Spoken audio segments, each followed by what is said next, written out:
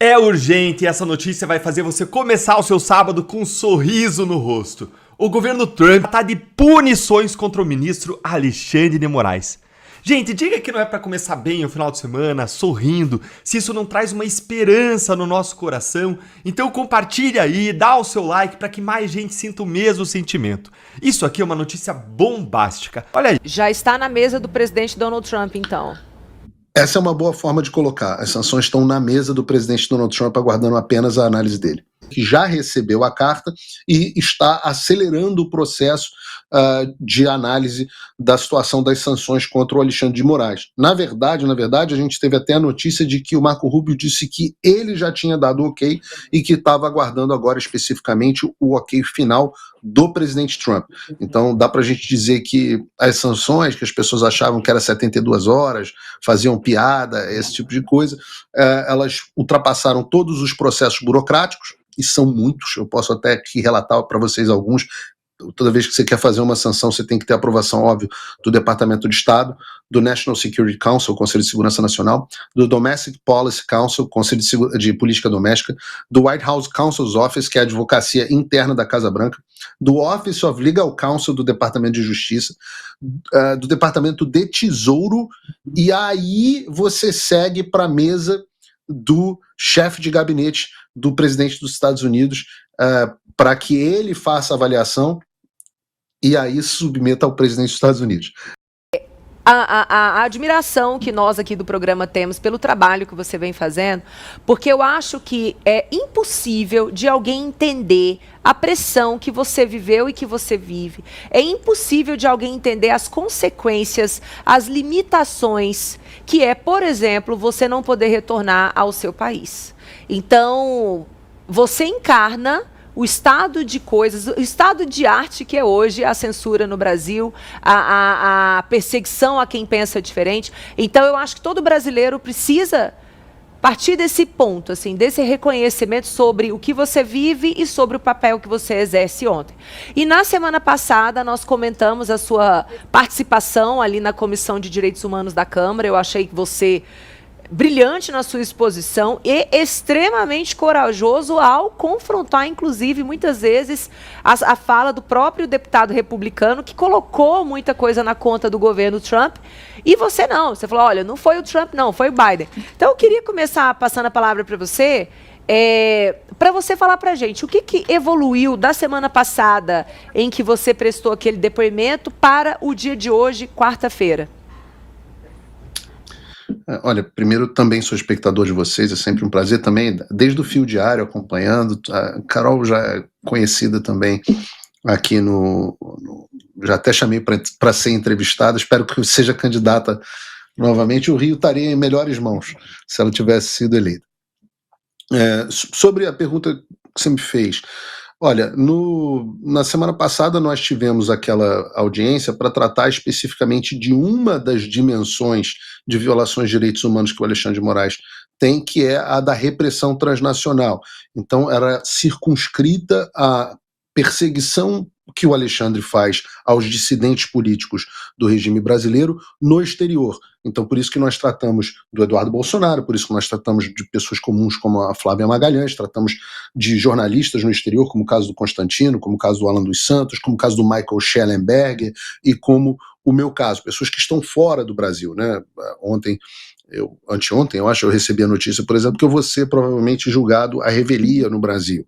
Então, este é o tipo de coisa que faz parte da repressão transnacional, que é um assunto que tem repercussão bipartidária aqui. Então, é um assunto que, ou seja, republicanos e do partido do presidente Trump e democratas do partido do ex-presidente Biden concordam a respeito desse assunto. Nesta comissão que eu estava, Comissão de Direitos Humanos, Comissão Tom Lantos, ela é uma comissão bipartidária. Apesar dos republicanos terem maioria no Congresso, essa comissão ela tem dois presidentes. O presidente que estava lá, o deputado McGovern, que é de Massachusetts, e o deputado Chris Smith, que é de New Jersey. Então, o democrata é o McGovern e o republicano é o Chris Smith. O Chris Smith é um dos principais aliados da gente no Congresso dos Estados Unidos. Ele foi um dos primeiros a abraçar esse assunto, porque ele é muito forte nessa questão de direitos humanos e liberdade de expressão. Ele é um dos autores da versão global da Lei Magnitsky. Ele também fez um projeto específico para a Bielorrússia, que tem um caso muito parecido com o do Brasil. Então, nós sabíamos ali que nós teríamos os dois deputados. O Chris Smith me avisou de antemão, quando me convidou para ser testemunha, de que ele não estaria lá. Ele me avisou, falou: olha, eu não vou estar nesse dia porque a minha mulher tem uma questão de saúde que precisa ser tratada. Você topa ser testemunha? Só vão ter testemunhas do McGovern e você vai ser a única testemunha minha lá. Você topa participar mesmo assim? Você vai ter que brigar pela palavra, etc, etc. Eu falei: deixa comigo. E aí foi lá e eu acho que a gente teve a oportunidade de mostrar o nosso recado. Qual o objetivo final? O objetivo era registrar o testemunho. Aqueles que a gente vê na televisão, aqueles 8 minutos, são 8 minutos que eu tinha direito à fala, mas o meu depoimento completo teve 18 páginas e foi registrado nos anais do Congresso, e foi enviado também, que foi a consequência da reunião, que foi o envio ao Marco Rubio de uma carta pedindo urgência para a questão do Brasil. Uma carta que foi enviada na quinta-feira, se eu não me engano, ou na sexta-feira, pelo deputado Chris Smith. O Marco Rubio, eu sei que já recebeu a carta e está acelerando o processo de análise da situação das sanções contra o Alexandre de Moraes. Na verdade, a gente teve até a notícia de que o Marco Rubio disse que ele já tinha dado o ok e que estava aguardando agora especificamente o ok final do presidente Trump. Então dá para a gente dizer que as sanções, que as pessoas achavam que era 72 horas, faziam piada, esse tipo de coisa, elas ultrapassaram todos os processos burocráticos, e são muitos. Eu posso até aqui relatar para vocês alguns. Toda vez que você quer fazer uma sanção, você tem que ter aprovação, óbvio, do Departamento de Estado, do National Security Council, Conselho de Segurança Nacional, do Domestic Policy Council, Conselho de Política Doméstica, do White House Counsel's Office, que é a advocacia interna da Casa Branca, do Office of Legal Counsel do Departamento de Justiça, do Departamento de Tesouro, e aí você segue para a mesa do chefe de gabinete do presidente dos Estados Unidos, para que ele faça a avaliação e aí submeta ao presidente dos Estados Unidos. Nós chegamos no momento onde nós já cumprimos todas essas etapas e estamos para a avaliação do presidente dos Estados Unidos. Já está na mesa do presidente Donald Trump, então? Essa é uma boa forma de colocar. As sanções estão na mesa do presidente Donald Trump, aguardando apenas a análise dele. Ô Paulo, deixa eu te fazer uma pergunta. Não vai ser aberto um espaço para defesa dessas pessoas? Então não há previsão de contraditório e ampla defesa no processo de aplicação da Lei Magnitsky? Olha, o Alexandre já teve a oportunidade de contraditório por parte do próprio Chris Smith, que enviou a ele uma carta no ano passado, basicamente pedindo esclarecimento em relação a todas as acusações que estavam sendo feitas a ele. Essa carta nunca foi respondida, ela foi copiada, inclusive estavam copiados o então presidente do Senado, Rodrigo Pacheco, o então presidente da Câmara, Arthur Lira, e o então presidente do Supremo Tribunal Federal, o atual presidente ainda, ministro Barroso. Então todos eles tiveram oportunidade, além, claro, do próprio Alexandre de Moraes, todos eles tiveram oportunidade de responder às acusações que estavam sendo feitas a ele e não responderam. Aqui nos Estados Unidos, a Lei Magnitsky, a aplicação da Lei Magnitsky, ela é feita uma avaliação dos fatos dentro dos devidos departamentos. E os fatos falam por si só, né? O documento que preparou as sanções, ele tem mais de 1.000 páginas e mais de 600 referências no total. Então, referências de próprias decisões do Alexandre, etc. São fatos incontroversos, não são questões de opinião. Então, esse foi consolidado. O próprio Alexandre de Moraes também teve a oportunidade, está tendo a oportunidade de responder dentro da Justiça Federal Americana, onde ele também está sendo processado na pessoa física em busca de indenizações. Carol. Acho que isso reflete muito o sentimento que existia aqui no Brasil, né, até o ano passado, de que isso daí era uma chacota, né? Eu já tinha comentado isso, inclusive, com o Paulo. Você recebeu essa carta, o ministro Alexandre de Moraes recebeu essa carta e depois fez aquela piadinha patética. Não tenho nenhuma intenção de ir para os Estados Unidos no curto e do médio prazo. Acho que ninguém daqui do Brasil, tanto do judiciário quanto o próprio legislativo, avaliou o real impacto dessas sanções. E aí, enfim, a gente já elogiei aqui, a gente fala diariamente aqui no programa o quanto isso foi escalando, o quanto esse trabalho que o Paulo faz, agora o Eduardo Bolsonaro aí, essa semana até mandei uma mensagem para o Paulo falando isso, porque o depoimento dele na Comissão de Direitos Humanos mostra o tom que a gente esperaria de todos os parlamentares brasileiros. O que a gente está vivendo hoje é uma intimidação por parte do Supremo Tribunal Federal e toda a população brasileira está com medo, ninguém tem coragem de se posicionar, né? Até mandei isso para o Paulo, falei, olha, as pessoas podem te criticar, mas ninguém pode te chamar de frouxo. Ele até brincou que isso não é uma fraqueza, né? Não era um defeito dele. Mas, assim, tem toda a minha admiração. Isso é o que está faltando aqui no Brasil hoje. Os nossos parlamentares são frouxos, são omissos e não têm coragem de enfrentar o tamanho do problema que a gente está vivendo, que é essa tirania do judiciário, essa tirania que o STF está colocando aqui pra gente. E aí, Paulo, eu queria só te perguntar, você falou aí que você vai ser julgado à revelia. Ontem, por acaso, também, eu estava num outro programa e me perguntaram sobre isso. Eu falei, ai, que bom que o Alexandre de Moraes está assistindo o Paulo Figueiredo Show, né? Tá dando audiência. Eu também dou essa audiência diária, porque ele fez esse corte falando que o Paulo, né, você mencionou que estava esperando a citação dentro dos termos legais, uma citação legal, e não uma citação, não descobrir que você está no inquérito e que você não tem noção do que você está sendo acusado para poder se defender. E aí ele fala, olha, tá aqui o vídeo dele falando que está sabendo que está no inquérito, então a gente considera que ele já foi citado. Mas é exatamente isso, como é que você vai se defender se você não sabe o que está escrito no processo? Então, como é que está isso? Qual a sua expectativa em relação a isso? Você é julgado à revelia? Se tem alguma coisa que você possa fazer? O quanto você sabe o que está ali no processo contra você? Olha, não é que eu não tenha medo do Alexandre de Moraes. Eu tenho. O Alexandre de Moraes é uma pessoa muito poderosa, pode fazer muito mal e tem me feito muito mal. Eu, como eu disse lá no depoimento do Congresso, já passei por poucas e boas, já gastei mais de $1 milhão se botar todos os processos de advogado nessa história. Estou há 2 anos e meio com todos os meus bens bloqueados no Brasil, e eu tinha uma quantia substancial no Brasil, multas absolutamente, provavelmente nunca vou recuperar. Você tem todas as minhas redes sociais bloqueadas, né? 8 contas que eu já tive que abrir em cada rede social. Meu canal principal do YouTube, que crescia de forma vertiginosa com 1 milhão e poucos inscritos, continua bloqueado, que era a forma do meu ganha-pão jornalístico, né? O Alexandre de Moraes exerceu uma pressão para que eu saísse da Jovem Pan, na verdade para acabar com a Jovem Pan em termos práticos. Não foi só eu que saiu, várias outras boas pessoas saíram também. Então, ele é uma pessoa que pode fazer muito mal para a minha vida, e eu tenho consciência disso. Só que não é que eu não tenha medo dele, eu tenho mais medo de Deus. Por quê? Eu explico por quê. Porque eu acho que todos nós temos que agir no limite das nossas capacidades. Nós temos a obrigação. A Bíblia fala da parábola dos talentos, aqueles que enterram os talentos, seus próprios talentos, e escondem por medo, esses serão cobrados e penalizados. Então eu tenho muito medo de prestar contas no juízo de eu não ter feito tudo que eu podia fazer. E eu acho que o juízo de Deus é muito mais severo do que o juízo do Alexandre.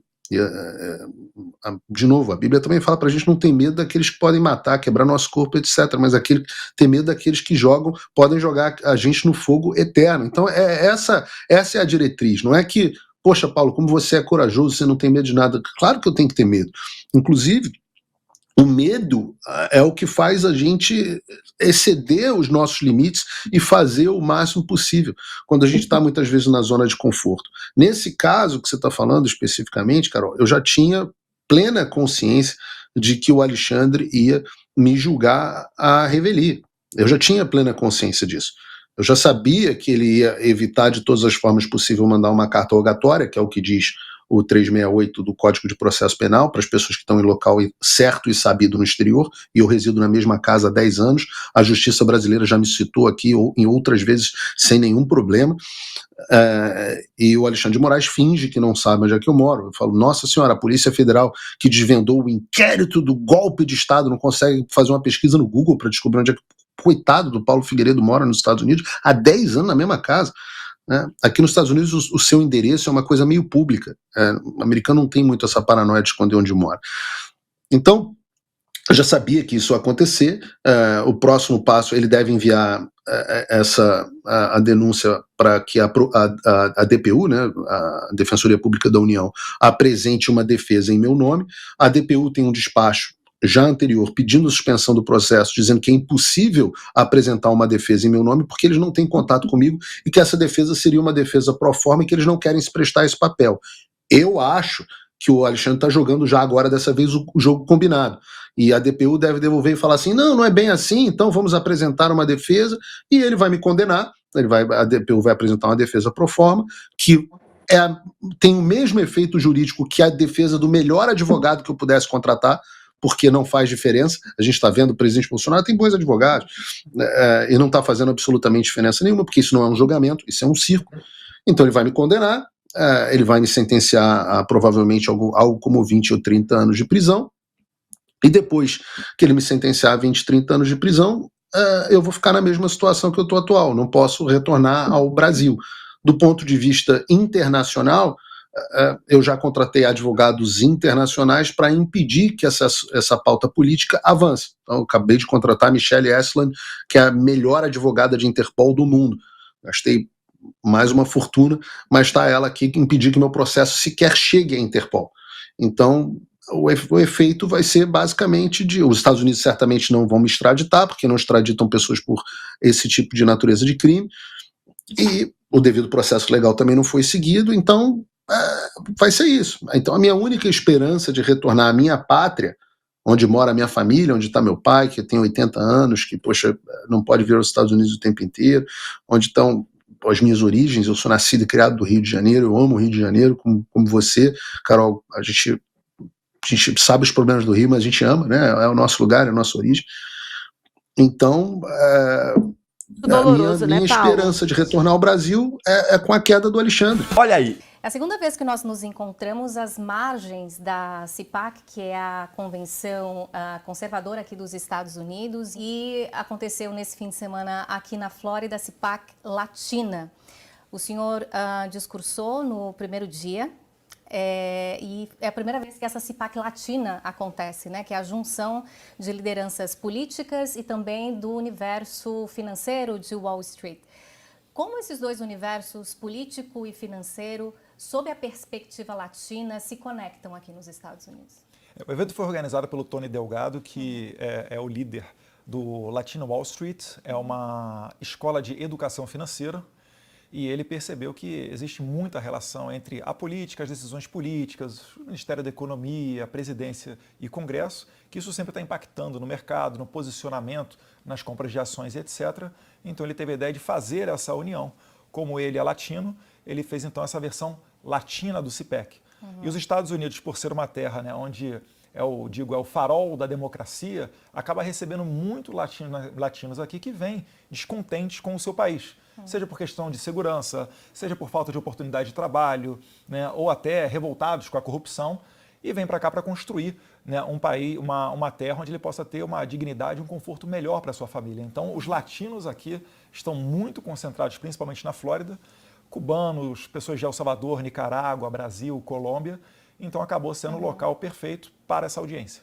Nesse seu discurso na CPAC Latina, aqui na Flórida, no primeiro dia do evento, o senhor falou da guerra do judiciário no Brasil, que, segundo suas palavras, o judiciário no Brasil tem mirado lideranças conservadoras de uma forma não correta. Sob a sua perspectiva, o que não está correto nas decisões do judiciário brasileiro, que o senhor expressou no palco aqui? Na verdade, o meu direcionamento sempre tem o foco do Alexandre de Moraes, né? Não necessariamente todo o judiciário brasileiro, porque se a gente for generalizar, a classe política é a primeira a realmente a merecer críticas, né? Mas o Alexandre de Moraes ele tem destoado e tem cometido flagrantes ilegalidades e inconstitucionalidades, né? Por exemplo, você vai correr politicamente para condenar o Jair Bolsonaro, porque ano que vem, ano de eleição, e ele não quer fazê-lo ano que vem, isso é uma afronta, né, a qualquer tipo de procedimento padrão de devido processo legal. Quando você processa pessoas comuns que não têm foro privilegiado na Suprema Corte, isso também é uma outra violação. Então existe uma série de violações. Quando você pega o juiz que se diz vítima, né, onde o juiz que faz a inquisição de pessoas que fazem delação premiada, como o caso de Cid, algo expressamente proibido em legislação federal. Tudo isso daí contribui para esse tipo de crítica. Na defesa dele, ele fala que são ataques, mas na verdade, né, são apenas críticas. E finalizo, né, lembrando as matérias do jornalista Glenn Greenwald, onde ele conseguiu o WhatsApp do entorno de Moraes e juízes conversaram dizendo que o Moraes quer pegar o Eduardo Bolsonaro. Essa é a pessoa que está abrindo investigações até hoje contra mim, devido à minha atividade aqui nos Estados Unidos, que eles próprios disseram há 2 meses atrás que era uma atividade legal. Citando, então, esse novo processo que o senhor mesmo citou agora, né, que foi aberto recentemente, acolhendo o pedido da PGR, a Procuradoria-Geral da República, a acusação afirma que com esses discursos aqui no exterior, aqui nos Estados Unidos, o senhor estaria, é o que diz a acusação, interferindo no processo, no andamento de um outro processo que investiga o que aconteceu no dia 8 de janeiro de 2023. Como o senhor rebate essa afirmação? Eles tentam me descredibilizar primeiro, dizendo que a minha ação aqui é uma ação totalmente pessoal para salvar o meu pai, Jair Bolsonaro. Mentira. O Jair Bolsonaro nunca esteve na mesa das conversas que a gente tem aqui, seja na Casa Branca, seja no Congresso. É óbvio que a gente deseja uma anistia, porque isso daí significa o fim da perseguição política no Brasil. Existem diversos parlamentares que têm inquérito dentro do STF, parlamentares que são cotados, inclusive, para ganhar eleições, lideram disputas para a eleição de senador ano que vem, por exemplo, o Felipe Barros no Paraná. Então, essa é que é a minha crítica. E não existe um ataque à soberania brasileira. As sanções são instrumentos legais à disposição dos Estados Unidos e que são aplicadas tradicionalmente a países considerados ditaduras. Venezuela, Irã, Cuba, Nicarágua. É que o Brasil cada vez mais está indo por este caminho ditatorial, onde é criminalizado fazer oposição. Não dá para encarar isso daí como uma democracia normal. Como o que aconteceu no dia 8 de janeiro de 2023 deveria ser investigado? Sim. Olha, como todas as manifestações da esquerda antigamente foram investigadas. Eu já vi policial legislativo tomar flechada na perna. Essas pessoas não foram sequer detidas. Eu já vi manifestações do MST onde 30 policiais militares foram feridos, dentre eles mulheres, pessoas que tiveram que tomar ponto na cabeça, traumatismo craniano. Ninguém foi para a cadeia.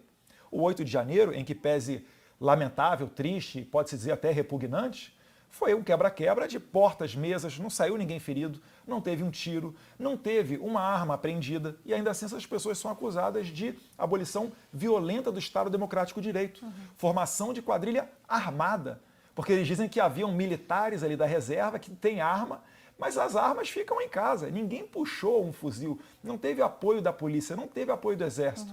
Se você for num país que realmente vive uma ditadura e falar para eles, começar a descrever o 8 de janeiro e dizer para eles que isso foi uma tentativa de golpe, eles vão dar risada na nossa cara. Porque isso daí todo mundo sabe que, no máximo, é um crime impossível. O que no direito brasileiro penal não dá sequer cadeia. Algumas pessoas preocupadas com o estado de saúde dele, o senhor conversou com o seu pai antes dessa manifestação? Eu converso Está de alguma forma preocupado com Estou preocupado com o julgamento dele, a saúde nem tanto, né? Ele tem o apelido de cavalo, foi 17 anos atleta do Exército, 01 de turma dele da ESEFEX, na Escola de Educação Física, lá na Praia da Urca, na Praia Vermelha. E então a saúde dele, é claro, já tem 70 anos, não é nenhum garoto, mas não é o que mais me preocupa, sendo bem sincero. Tem muito mais preocupação com o ativismo judicial, que pretende jogar na cadeia um presidente que não teve nenhum enriquecimento ilícito, não causou nenhum dano ao contribuinte, muito pelo contrário, sai pelas ruas, ele é amado, enquanto o atual ocupante da cadeira presidencial jamais fez sequer uma demonstração pública de poder popular, né, a não ser alguns pequenos eventos regados, né, à sua militância, todos sabem como. Então, o que me preocupa muito mais é essa injustiça. Porque, Patrícia, no final das contas, eles querem enterrar o nosso movimento. esse é o alvo do Alexandre de Moraes. Porque se Bolsonaro cair, vai cair toda a direita. Haverá uma disputa por uma nova liderança. Não haverá um apoio recíproco de lado a lado, sem uma liderança, para os nossos candidatos ao Senado no ano que vem. Então, essa é a grande tacada do Alexandre de Moraes. E isso daí vai abrir espaço para uma terceira via. Uma pessoa que faça, de repente, uma direita permitida, uma pessoa que venha a negociar tudo com o STF, enfim. A existência dos três poderes, trazendo um comparativo aqui para os Estados Unidos, a Suprema Corte dos Estados Unidos definiu na última sexta-feira que instâncias inferiores não devem interferir em ordens executivas. E a juíza, na descrição do voto aqui da Suprema Corte, afirmou que, se assim fosse, o Judiciário estaria definindo normas para o Executivo. Isso para contextualizar um exemplo aqui dos Estados Unidos que envolve Judiciário e Executivo. Essa discussão dos três poderes, o senhor vê alguma relação dessa discussão aqui e também no nosso país? É exatamente a mesma discussão. As estratégias para se barrar governos que não são de esquerda são exatamente as mesmas. Mas por que a divisão de esquerda e direita? Porque a esquerda ela é muito bem organizada no mundo inteiro. Você vê só, o Biden não teve esses problemas com juízes. Você não viu um juiz de primeira instância dando uma ordem e uma grande discussão nos Estados Unidos se essa ordem deveria ou não ser seguida.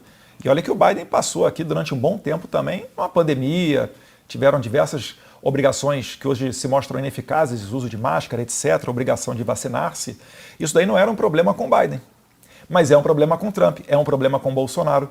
Nayib Bukele, na sua primeira chamada, foi numa entrevista, ele publicizou a primeira chamada telefônica com o Javier Milei, recém-presidente eleito da Argentina. E ele disse que o maior desafio do Milei vai ter que ser vencer essas pessoas que querem bloqueá-lo. O Bukele só se transformou no Bukele e conseguiu dar um jeito na segurança pública de El Salvador no meio do mandato presidencial dele, quando ocorreram as eleições para o Congresso. O Congresso foi renovado com uma maioria esmagadora a favor do Bukele. E qual foi a primeira coisa que ele teve que fazer? O impeachment dos 5 ministros da Sala de Justiça, o equivalente ao nosso STF no Brasil, e o Procurador-Geral da República. E só depois disso o Bukele conseguiu fazer as reformas legislativas que transformaram El Salvador do país mais violento do mundo para um país mais seguro do que o Canadá hoje em dia. Então é aí que anda esse problema. E a esquerda nunca reclama. Por quê? Porque a esquerda ela se beneficia de tudo isso. Ela se beneficia desse jogo de ativismo judicial, né, no tapetão, porque eles se protegem, porque esse é o mecanismo que fez eles chegarem ao poder. É o mecanismo que tirou Lula da cadeia e em 2 anos transformou ele em presidente da República. É o mecanismo que fui obrigado a deletar posts durante a campanha de 2022 relacionando Lula a Nicolás Maduro. É o mecanismo que proibiu de eu fazer uma campanha mostrando a verdade sobre o Lula. Já que o senhor citou posts, né, a questão do que é escrito nas redes sociais, como Estados Unidos e Brasil lidam com essa questão do conteúdo nas redes sociais. Aqui nos Estados Unidos, vários projetos de lei que estão parados no Congresso numa tentativa de se estabelecer regras para o conteúdo das redes sociais. Não é preciso ter, deputado, regras para o que é postado em redes sociais? Não é preciso definir isso, um universo tão novo? Não é necessário? Não, porque a gente já tem... Independentemente do país. É que nós já temos mecanismos para fazer isso. Qual é a diferença de eu, numa praça pública, cometer um crime contra a honra, cometer um crime contra a honra escrevendo uma carta ou numa postagem? Pouco importa o meio que você utilize. Quem se sente ofendido já tem como ir à justiça e acessar isso daí. Eu não vejo motivo para fazer uma nova regulamentação, porque, na verdade, por trás dessa nova regulamentação está a censura. Veja só, o STF acabou de atropelar o Congresso mais uma vez, porque o Congresso já rechaçou votar essa matéria, e isto é uma decisão. Então o Congresso foi desrespeitado, não existe harmonia entre os poderes, porque nós barramos a análise do projeto 2630, que regulamentaria as redes sociais, e o STF regulamentou. Dentre os vários itens em que haverá onde será obrigado a rede social a deletar o post, mesmo sem autorização judicial, porque caso contrário será multada a rede social, dentre os vários pontos, você tem ali a violência com relação à sexualidade e violência de gênero. Ora, se eu enxergo um homem vestido de mulher, eu não posso chamar de homem. Se eu chamar de mulher e aquilo ela se sentir ofendida, você não vai poder falar nada.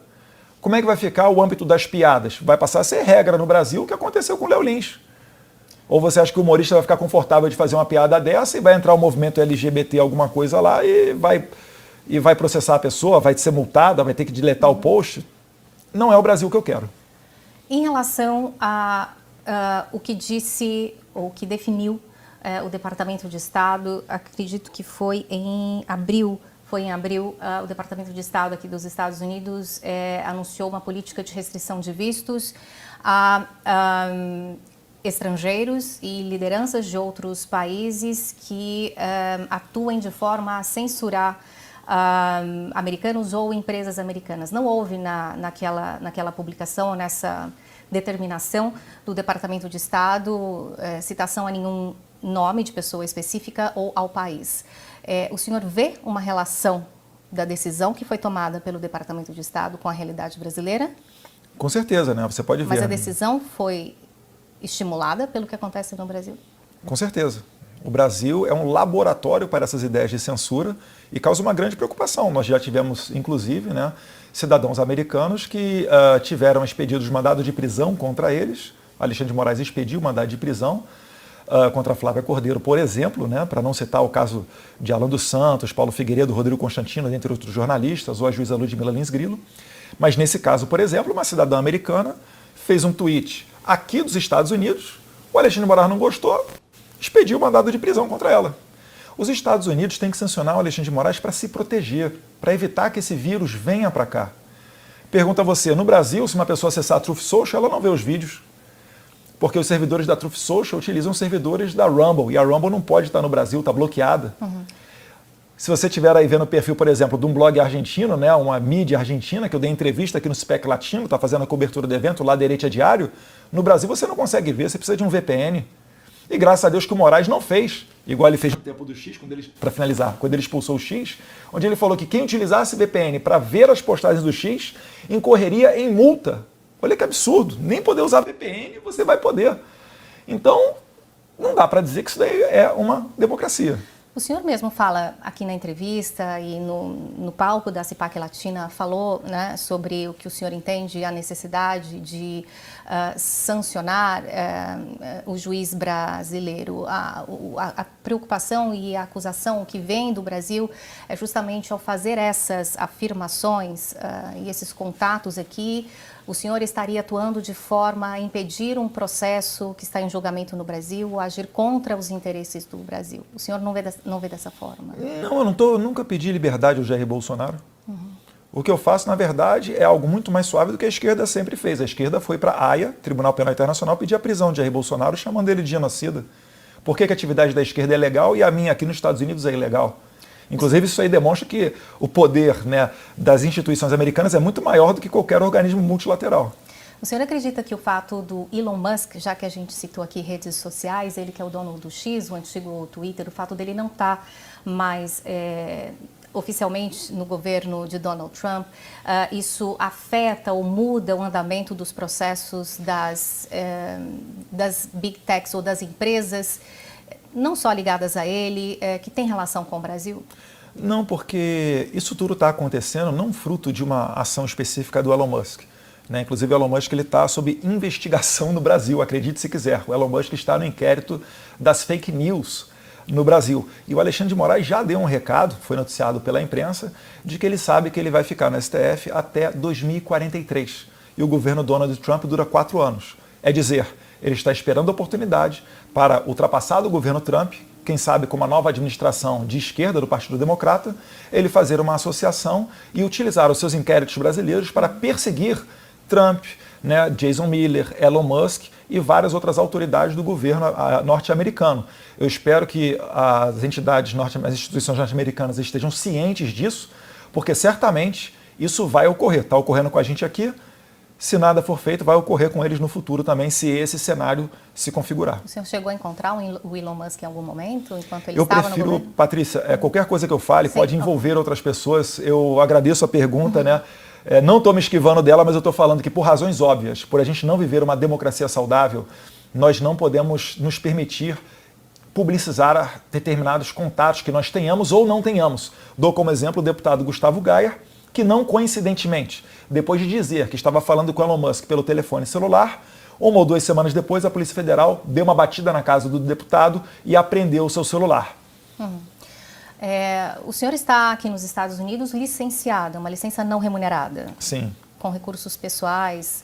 Sim. Ou de família? Como o senhor lida com notícias e críticas que vêm por conta do senhor estar aqui licenciado com recursos pessoais e não no papel de deputado? Na verdade, você faz política muito mais fora da atividade cartorária de Brasília, né? Eu sou a prova viva de que o título de deputado, ele, obviamente, é interessante, pode te dar uma moral, mas as relações pessoais que a gente faz, e a gente só faz elas, né, in loco, elas são mais importantes, por vezes, do que os meros, com todo respeito, porque eu já fiz várias vezes, né, projetos de lei que tem uma dificuldade muito grande de ser aprovado e etc. Então, quando eu vim para cá, dei uma satisfação ao meu eleitorado, porque sou funcionário público, sou escravo da vontade daqueles que eu represento, mas eu tive um apoio muito grande deles e eles conseguiram perceber que a atividade que eu estou prestando aqui, ela é muito mais essencial do que a atividade que eu estava prestando lá na Câmara dos Deputados do Brasil. Então, inclusive, recebo pessoas oferecendo doações de Pix, eu recuso, né, porque eu consigo me sustentar aqui com o que eu tenho hoje em dia, agradeço, e a prova de que eles continuam me apoiando é que eu não paro de aumentar seguidores nas redes sociais. Acabei de romper a barreira de 6,3 milhões de seguidores no Instagram, por exemplo. Esse licenciamento da Câmara tem um prazo? Até final de julho eu tenho que retornar ao trabalho. O que vai fazer? Quais são os Eu ainda não tomei essa decisão. Pode falar? Sim. Não, eu posso falar aqui em primeira mão para vocês, né? Eu ainda não tenho uma decisão tomada com relação a isso, até porque eu tenho que conversar com a minha esposa, isso passa pela família, passa por outros fatores, mas é muito provável de que eu não consiga retornar ao Brasil a tempo. Eu acredito muito que a gente vai conseguir sancionar o Alexandre de Moraes, essa sanção já deveria ter saído. Tem algo que o senhor possa dizer para Em duas oportunidades, eu posso falar, em 2 oportunidades a sanção dele já teve data marcada para sair. E só não ocorreram devido a instabilidades políticas. A última delas foi o bombardeio de Israel ao Irã, e isso daí tomou a atenção de toda a Casa Branca, senão Moraes já estaria sancionado. Isso daí, primeira mão aí para o SBT. O senhor disse então que não sabe ainda exatamente em que situação vai permanecer nos Estados Unidos. Não, aí tem toda a questão migratória, de visto e etc., mas isso também está bem encaminhado, não me preocupa. Numa entrevista recente a uma revista brasileira, o senhor sinalou que tem intenção de concorrer à presidência em 2026. É um plano ou já é uma decisão tomada? Eu nunca fiz campanha, eu nunca falei abertamente sobre isso, mas fiquei muito feliz quando saiu meu nome lá no Paraná Pesquisas, empatado com o Lula na margem de erro, e também agora, mais recentemente, na pesquisa da Futura, botando 4 ou 5 pontos à frente do Lula no eventual segundo turno. Isso demonstra que o nome Bolsonaro segue firme e forte, que o Jair Bolsonaro tem a sua liderança preservada, ele, para mim, tem que ser o candidato à presidência, não tem motivo para que não seja, né? Essa decisão esdrúxula do Tribunal Superior Eleitoral em tempo recorde, tornando-o inelegível por 8 anos, porque se encontrou com embaixadores e criticou a urna eletrônica, e porque fez um discurso para cerca de 1 milhão de pessoas sem utilizar recurso público, isso daqui é uma afronta à democracia. Isso é tirar no tapetão aquele opositor que vai ganhar do Lula. Mas não havendo essa possibilidade, o senhor é o nome? Eu coloco meu nome à disposição, se o presidente Jair Bolsonaro entender pertinente. O senhor já teve essa conversa? Ele não bate o martelo. Eu acho que ele está muito certo, o presidente Bolsonaro. Enquanto tiver a possibilidade dele reverter tudo isso e lançar-se à presidência da República, ele de fato não tem que passar o bastão para outro. Porque não faz sentido. Você imagina, ele hoje chega, apoia uma pessoa, daqui a pouco o cenário muda, ele pode concorrer, aí ele vai ter que tirar o apoio, mas já fez compromissos. Então, essa instabilidade não permite a ele fazer esse tipo de conduta. E eu tenho muita fé que ele vai conseguir sair candidato. Porque caso seja o senhor o nome, como seria essa campanha estando aqui nos Estados Unidos? É que para eu ser o nome, a gente tem que sancionar o Alexandre de Moraes, para que eu tenha o conforto de retornar ao Brasil sem sofrer nenhuma retaliação. Né? Não cabe aqui, da noite para o dia, me condenar a 12 anos de cadeia por causa da minha atividade, que 2 meses atrás ele disse que era legal. Né? Então, tudo passa por isso, mas eu acho que a gente no momento correto, tudo ao tempo de Deus, a gente vai conseguir ter um cenário mais claro de como é que será essa corrida de 2026. Como o senhor vê o Brasil hoje no cenário internacional? O senhor que já está aqui há algum tempo em relação à economia e também tema imigração, que foi tratado na CPAC Latino aqui e que impacta os países da América do Sul e América Central. Sim, com certeza. Com relação ao tema migratório, né, nós somos estrangeiros, né? Cabe aos Estados Unidos fazer a regulamentação, a legislação pertinente do país. E havia uma crítica muito grande devido à maciça imigração ilegal, que inclusive estava aumentando os índices de criminalidade nos Estados Unidos. Então o que eu vejo é o Trump querendo consertar esse tipo de coisa. O senhor vê como uma decisão acertada? Eu vejo que é uma política interna deles. Eu não fico confortável para ficar comentando, dizendo se é certo ou se é errado, porque diz muito respeito a eles. Agora, é claro, morando aqui nos Estados Unidos, eu agradeço quando ele manda os criminosos do Trem da Aragua, ou quem sabe futuramente até do PCC, para as prisões do Nayib Bukele em El Salvador. Eu fico muito mais feliz, porque são estupradores, são criminosos. Esse tipo de pessoa, de fato, tem que ser realmente deportada, extraditada e etc. Mas retornando à sua primeira pergunta, né, do Brasil, basta você tirar o termômetro para assistir da reunião dos BRICS, né, onde são os países historicamente aliados do Lula. Nem Putin, nem Xi Jinping se disponibilizaram para ir ao Brasil. E cada vez mais que o Lula se coloca a favor de grupos terroristas, ele torna mais pequeno, né? Torna o Brasil cada vez mais um anão diplomático. É que sobre Putin também recai a condenação de um tribunal e ele pode ser detido e não há essa... O Maduro foi recebido na posse do Lula aqui no Brasil, né? Então, o desprestígio com o Lula ele acaba sendo notório quando o Putin, talvez por receio disso daí, né, não queira vir ao Brasil. Mas o Brasil não tem mais espaço em lugar nenhum no mundo. O Lula quer ser mediador tomando partido de terroristas. Ninguém vai levar isso daí a sério. Ele recebe navios do Irã de guerra sancionados pelos Estados Unidos, navios que já foram acusados de tráfico de terroristas. Meu Deus do céu, né? Que país que é esse? É um país que, né, o pessoal que aceitou o César Battisti ficar aqui no Brasil e diz que o pessoal do 8 de janeiro são perigosos terroristas. É o país que mandou um avião da FAB pegar a ex-primeira-dama do Peru, condenada por corrupção, e trazê-la para o Brasil, mas se nega a trazer o corpo da brasileira inocente que morreu, né, infelizmente, lá na Indonésia, trazer o corpo para cá. Mas o corpo será trazido, né? Mas não pelo avião da FAB, né? A família vai ter que pagar. Por que uma condenada por corrupção peruana tem mais direitos do que uma família de um pagador de impostos brasileiro? É a pergunta que eu faço ao Mauro Vieira, ao Celso Amorim, ao Lula. Não tem cabimento disso. Você tem que dar o exemplo. Você está na presidência da República. Com o Bolsonaro, ele ficava nas embaixadas, ele ficava no hotel de trânsito do Exército. O Lula com a gente já fica nos hotéis mais caros do mundo. Isso não tem cabimento. Imagina um cidadão lá com dificuldade para comprar um café quase a R$100, né? Vai no mercado, vê o arroz e o feijão explodindo. Aí ele olha o Lula, está no hotel 5 estrelas, está dando recorde de lei, acho que foram 16 bi ano passado, para a Lei Rouanet, para artista ficar indo sambar e receber prêmiozinho internacional. Esse não é o país que a gente quer.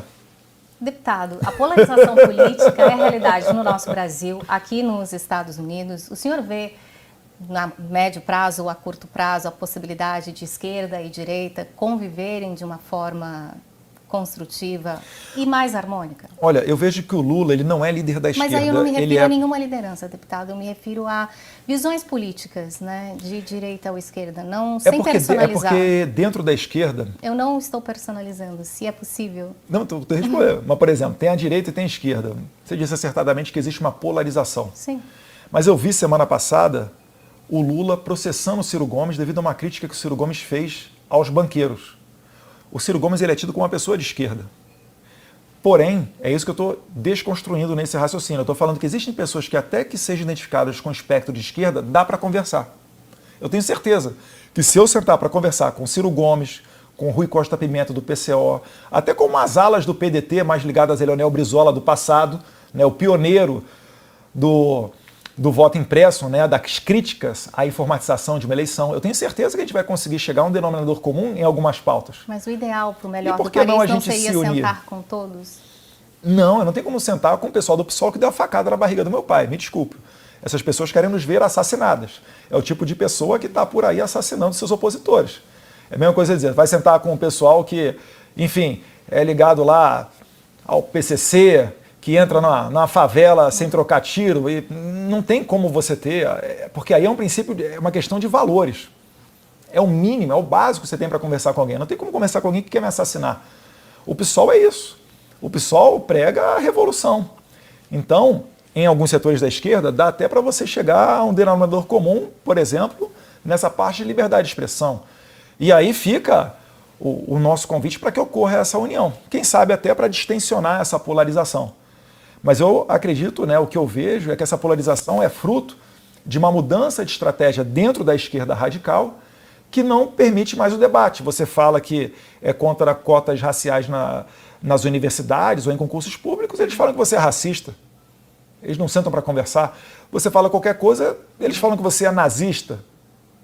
Eles chamam até Israel, né, o Benjamin Netanyahu, de nazista. Então, não existe lógica nisso. Né? Toda hora tentando fazer uma semiótica, tentando nos rotular do que há de pior no mundo, mas a gente já passou dessa fase. As pessoas entenderam que isso tudo aí é estratégia de militância política, tanto que elegeram Jair Messias Bolsonaro em 2018. Marco, você veja, por que o povo está discutindo o STF? Esse já começa a ser um grande problema. O Brasil fala mais hoje de STF do que de futebol. Fala mais de STF do que de cultura, do que de educação, do que de economia. Isso é um grandiosíssimo problema, mas escancara o maior dos problemas que nós vivemos hoje, que o Brasil é governado pelo Poder Judiciário. Quando o país fala somente em STF, ou nós estamos sendo governados pelo STF, ou se impôs uma ditadura do STF, motivo pelo qual tudo que se fala é de STF. É como, por exemplo, em ditaduras, que você entra num estabelecimento comercial, tem a foto do ditador na parede, né? Tem a foto do príncipe, tem a foto do ditador na parede, como se fosse obrigado se falar daquele ditador. É muito triste se fizermos uma comparação com as democracias do mundo. Veja, na Suprema Corte, você pode andar, nos Estados Unidos, perdão, você pode andar nas ruas e perguntar o nome de um ministro da Suprema Corte. Ande na rua, entre um transporte público nos Estados Unidos e pergunte o nome dos ministros da Suprema Corte. Pergunte quantos ministros há na Suprema Corte americana para um americano. Ele não vai saber te dizer sequer o nome dos ministros, sequer quantos ministros são. Por quê? Porque o judiciário tem essa função de agir quando provocado, ou seja, não ser o protagonista. Quando o juiz passa a ser o protagonista, quando a corte passa a ser a protagonista, inverteu-se os polos. Nós temos 3 poderes. E o judiciário não foi criado para ser um poder administrativo, ser um poder governamental. O judiciário é um poder de interpretação exclusiva da legislação criada pelo povo. Então, o judiciário é aquele que, quando provocado, ou seja, é o homem de trás, é assim que chama, é aquele inerte. O estudo do direito deixa muito claro, ser o judiciário inerte e imparcial. O que é ser inerte e imparcial? Imparcial é ser alheio aos interesses sociais, é ser alheio à discussão social, à discussão das partes, então é alheio às partes, e inerte. Inerte é só age quando provocado. Quando, então, chamado a executar a lei criada pelo povo, é que você tem o poder judiciário. Veja, quando o povo passa, então, a ser interpelado do que acha da Suprema Corte, se inverteu os polos. Tem-se aqui, então, um protagonismo dado a um poder que não foi criado para ser protagonista. Por isso eu não tenho medo de errar, Marco. O Brasil vive uma situação sui generis. O Brasil é o primeiro país da história do mundo governado pelo Poder Judiciário. Não existe na história do mundo uma situação como essa vivida pelo Brasil. O Brasil vai ser estudado. O Brasil vai virar um case. Porque você já teve ditadura no mundo, você tem ditaduras militares, você tem ditaduras do presidente, você já teve ditadura de rei. Agora, você nunca teve um país da história do mundo governado por um juiz. É a primeira vez na história. Quantos anos tem o mundo? É a primeira vez que um juiz governa um país. Por isso que o povo agora está achando que vai votar na urna em juiz. Eu acho que o povo está imaginando que em 2026 vai poder votar em ministro do STF. Perfeito. E eu sou tô bem alinhado com o Chiquinho, eu tenho falado isso faz tempo, desde 2022, que é um negócio surreal, e a gente está olhando para esse regime.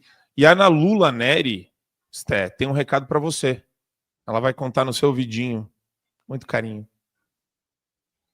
Então, dentro da caixa de ferramenta, tem as ferramentas que vêm da Câmara, e dentro da caixa de ferramenta do Senado também tem outras ferramentas, que segundo a nossa Mariângela Amu, que mediu a temperatura do Supremo, como ela sempre faz toda semana antes da Central, o Supremo está bem ressabiado com essa potencial avalanche a partir de 2026. No sentido de impeachar ministros do Supremo, e o Flávio Dino entrou na roda. Antes só se falava de impeachment, o bolsonarismo fala muito de impeachment do Alexandre, e o Centrão começou a falar de impeachment de Flávio Dino. Mas, além disso, ainda tem a possibilidade de se mudar a sistemática do Supremo. Ou você alterando a idade para aposentadoria, o que faria com que os ministros que jogam por um lado, ou que pensam de uma forma, saiam, e o próximo presidente da República, se fosse de direita, por exemplo, indicasse novos, e aí você muda a correlação de força, ou pior ainda, aumentar a composição do Supremo. Ao invés de 11 ministros, o próximo presidente da República indicar mais ministros, para poder mudar, assim, a correlação de força também. Posso fazer algo que o Hugo Chávez fez.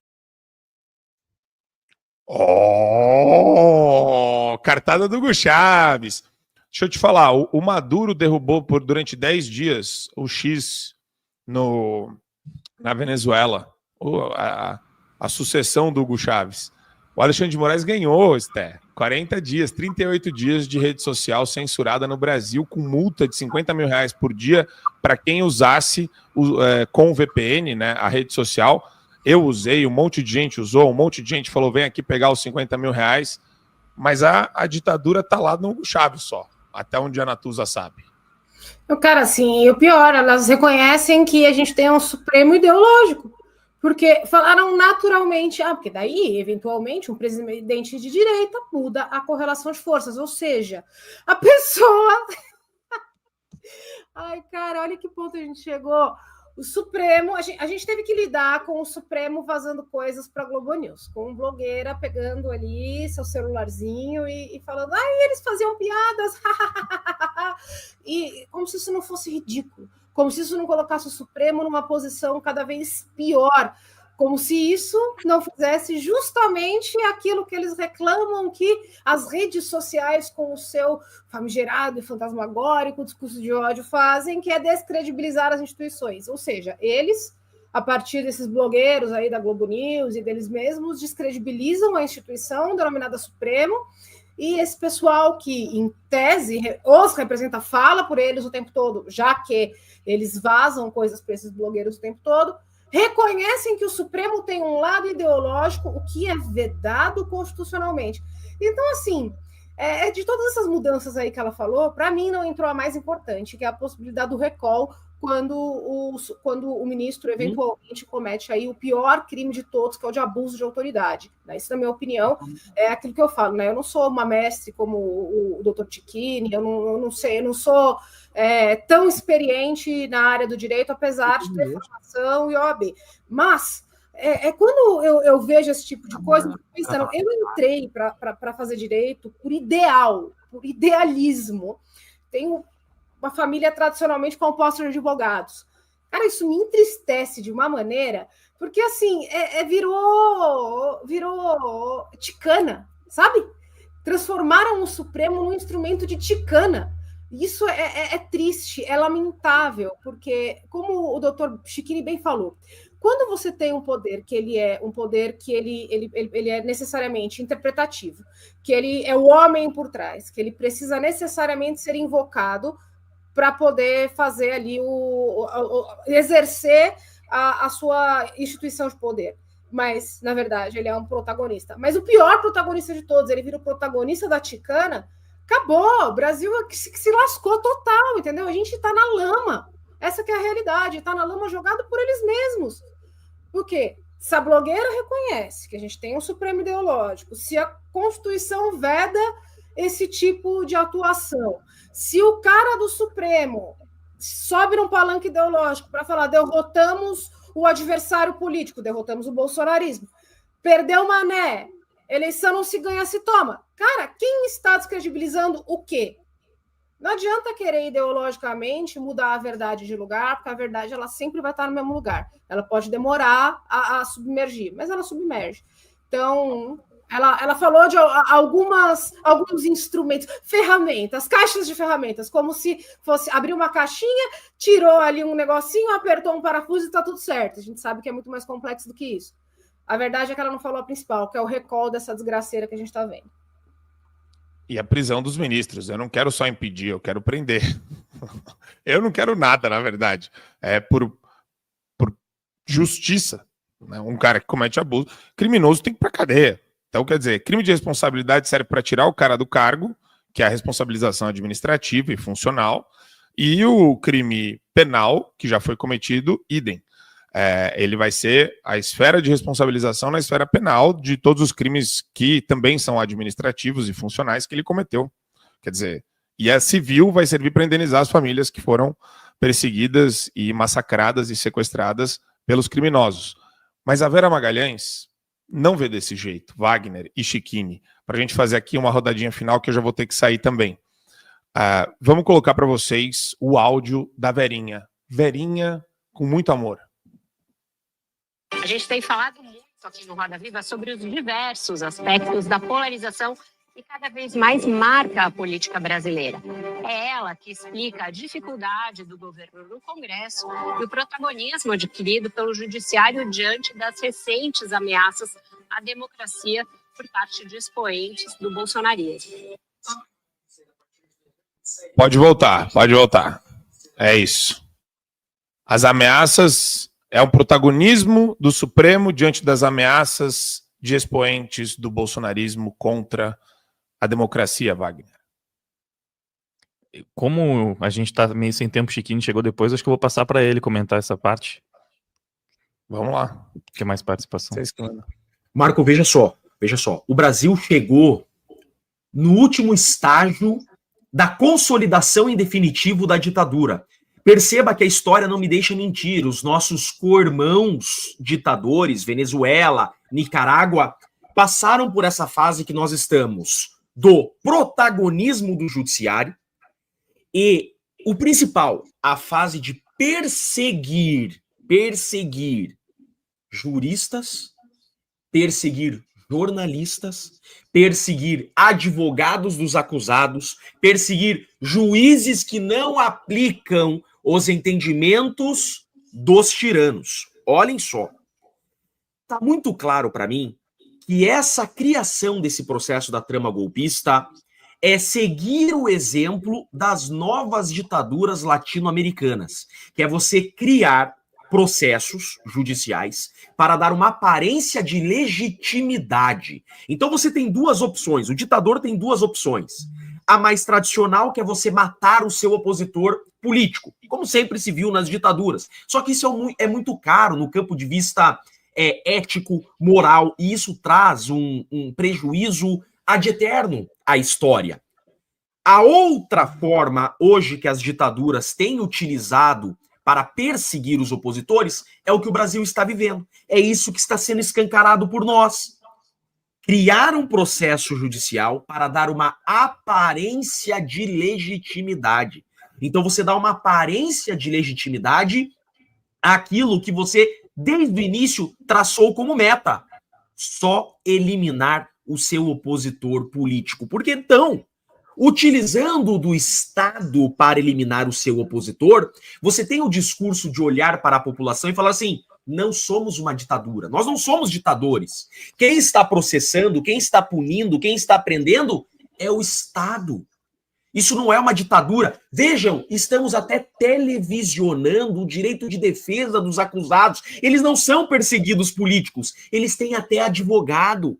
Então você dá uma aparência de legitimidade só para ter discurso, para ter o discurso de enfrentar a população e poder combater a narrativa contrária de nós não somos ditadores. Isso é a consolidação na última fase da nossa ditadura. Chegamos ao último estágio da ditadura. O próprio Estado é utilizado nas mãos dos ditadores para dar uma aparência de legitimidade e punir os opositores políticos através do próprio Estado. É o Estado sendo utilizado por essa máquina de tratorar opositor político nas mãos de ditadores, Marco. Isso está muito escancarado, é exatamente isso que se instalou no Brasil. O Estado carrasco, Leviatã, hoje aprisiona e persegue opositores políticos tentando enganar o povo. Quer dizer, aqueles que se deixam enganar. Porque nós estamos aqui diariamente difundindo a verdade, escancarando toda essa farsa, né, Marco? Exato. E eu queria colocar uma questão aqui que eu acho fundamental, que eu gostei do nosso GC, advogado analisa os mais recentes abusos da justiça. Justiça, há muito tempo já deveria ser utilizada em todos os lugares, entre aspas. Não existe mais. Justiça brasileira. Enquanto houver desmando, arbítrio, perseguição, prisão, sequestro, tortura, morte, não tem justiça no Brasil, tá? Tem que deixar sempre entre aspas, não tem justiça hoje no nosso país, graças à obra magnífica, magnânima dos ministros do STF e do entorno deles, e dos juízes e desembargadores de primeira, segunda instância, todo esse pessoal da máquina do sistema de justiça que não se opõem e que se silenciam a todos esses abusos que acontecem. Então, enquanto isso acontecer, justiça não existe nesse país. Outra coisa, só atualizar vocês, da nossa campanha Pix, a gente chegou, faltam R$380. Então, se você ainda não ajudou, quer ajudar, você ouviu já o chamado que eu fiz do IFPE. A partir dessa semana, sexta-feira, um protocolo de impeachment por semana de abusos individualizados, crimes individualizados cometidos contra cidadãos brasileiros, jornalistas, políticos. A gente está colocando tudo isso daí dentro de uma premissa de denúncias em série. A gente vai fazer várias denúncias por meio dos pedidos de impeachment, vai mandar também, o IFPE é sediado nos Estados Unidos, você é empresário, quer ajudar o programa, quer fortalecer, enquanto a gente não acha o empresário ou alguém nos Estados Unidos que pode colocar dinheiro lá para nós, a gente está pedindo a ajuda de vocês pelo Pix, R$380, e vocês vão ter também um boletim da liberdade de expressão, ou raio-x semanal da censura e da liberdade de expressão no Brasil, esse mapa que a gente está criando. Uma vez também por semana a gente vai fazendo atualizações e vai trazendo mais informações e aperfeiçoando esse mapa com a ajuda de vocês. Então, faltam R$380, o Pix é o nosso e-mail contato, @fiodiario.com. E deixa eu colocar a charge do Fabiano, e eu até peço desculpas para a audiência que eu vou ter que sair logo para essa entrevista na Itatiaia. Mas nós temos aqui, olha o nosso querido Fabiano, ovos com e sem conteúdo. Como tá por aí, brother? E uma mosquinha, né? Esses aqui estão fedendo, mas estão vazios. Ah, olha só. TSE, IOF, Golpe, ABIN, Kinder. 8 de janeiro. E aqui tem uma entrada negada no ovo que está quebrado aqui. Ah, interessante. Muito bom. O Fabiano é muito legal. Ele é um cara excepcional. Ele tem agora o livro O Brasil em 100 Charges, que ele lançou, está na Universo HB Quadrinhos, horabolaquadrinhos.com.br. Entra lá para já fazer a compra da pré-venda do livro, uma edição especial que ele está fazendo dessas 100 charges de parceria conosco aqui no Fio Diário. E tem alguns superchats. Posso ler para vocês alguns superchats? A gente comenta e taca-lhe pau. A pressa é tua, tu que tem compromisso, vamos lá. Perdão, meus amores. O Marcelo Marques, pregar a morte de milhões de judeus e usar uma camisa com suástica estilizada não é discurso de ódio. É só liberdade de expressão. E ele vem aqui mais. Aqui, ele tem mais um para complementar esse daí. Beber leite. Ajeitar a lapela. Beber leite, Bolsonaro na Alvorada, eu acho. Estava lá bebendo leite. Ajeitar a lapela é o Felipe Martins, que ele estava mexendo na lapela e falaram que isso daí era um código nazista. Acenar ao público com a mão direita erguida ou dar um tchau. Acenar ao público é o Elon Musk. Dar um tchau após quase 40 minutos de crítica ao nazismo é o Adrilles Jorge. Isso daí é nazismo puro. É isso aí, Marcelo. Tempos odiernos. Os tempos atuais são assim. Obrigado, Marcelão. E o Clayton Rios do Brasil Magalhães, deixastes de ganhar Manuel? Alguém pegou? Não, essa aí eu não... O que a gente estava comentando? Alguém pegou? Não peguei, Clayton. Perdão, Clayton. Ok, próxima. Acho que acabou. Tem mais um só. Aquele que a gente lá. já viu, né? Marcelo Santos. Não é mais um. Superman, por favor, expanda sua zona de influência para o norte, pois precisamos de senadores e deputados de direita. O Amazonas é uma mina de ouro em várias áreas, mas a esquerda não permite nosso desenvolvimento. Somos o pulmão, em aspas, aí, do mundo, que é uma idiotice, e só. A gente tem que trabalhar. Por isso que a comunicação é tão importante. Por isso que eu me sinto tão feliz de ter o Wagner, a Estel, o Chiquini do meu lado para ajudar a gente a navegar nesse ambiente que hoje a gente cresce, mas a gente só cresce com o apoio de vocês. Por isso que eu faço o pedido para inscrição, assinatura do fiodiario.com. Por isso que a gente tem esses meios de suporte independente. Porque a gente não tem grandes patrocinadores, grandes fundos de investimento, grandes empresários por trás da nossa iniciativa, mesmo tendo alguma relevância no ambiente da comunicação e da direita no Brasil. Então, é nesse sentido que a gente pede sempre a ajuda de vocês. Obrigado, Marcelo.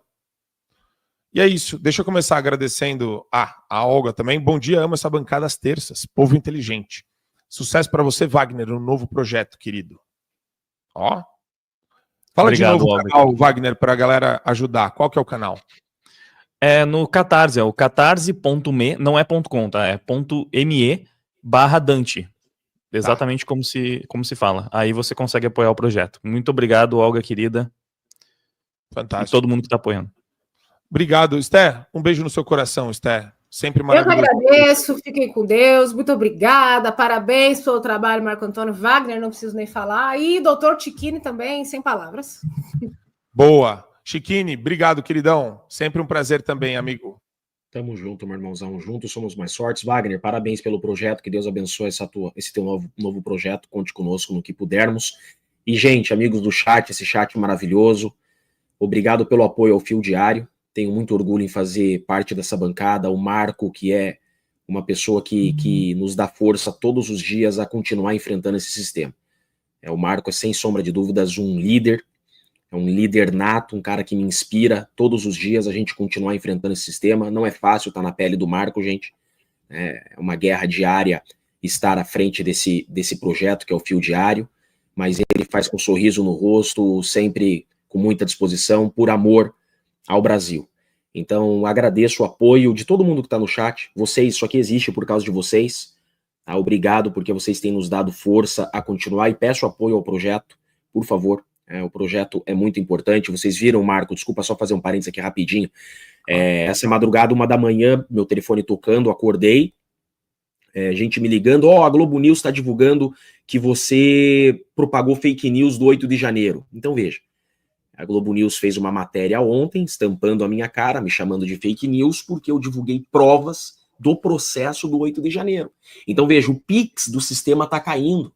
E aqui o Marco, o Fio Diário, não aceita Pix do sistema para distorcer a verdade, para manipular a informação, como uma Globo News da vida está disposta a fazer. Então, nós somos chamados por eles de fake news, mas isso não nos abate. Isso só nos dá mais força, porque isso deixa claro que estamos no caminho certo. Isso só mostra que estamos no caminho certo. Por isso eu tenho muito orgulho de fazer parte desse projeto, dessa bancada, onde aqui a gente não aceita Pix do sistema, não somos corrompidos por esse sistema podre que já corrompeu a imprensa tradicional, e estamos aqui enfrentando essa gente porque temos um projeto muito maior, que é o Brasil, que é a liberdade do povo. Então, Marco, eu tenho muito orgulho de ombrear contigo, e agradeço o apoio de todo mundo que sustenta esse projeto, que não aceita Pix desse sistema podre. Boa, obrigado. Eu fico muito feliz, Chiquini, sempre muito feliz com o seu apoio, e agradeço demais. E tenho certeza que a gente vai fazer muita coisa junto ainda em prol do país. Eu não tenho dúvida disso. E a gente já está na comunicação incomodando. Se a gente está incomodando, é que a gente está no caminho certo. Exato. E Wagner, obrigado, irmão. Você é fantástico, cara. Adoro estar com você. E a gente precisa se falar mais. Preciso te contar aqui a realidade que eu estou enfrentando e mostrar também mais coisa que eu acho que você vai gostar de saber que a gente está fazendo no meio cultural.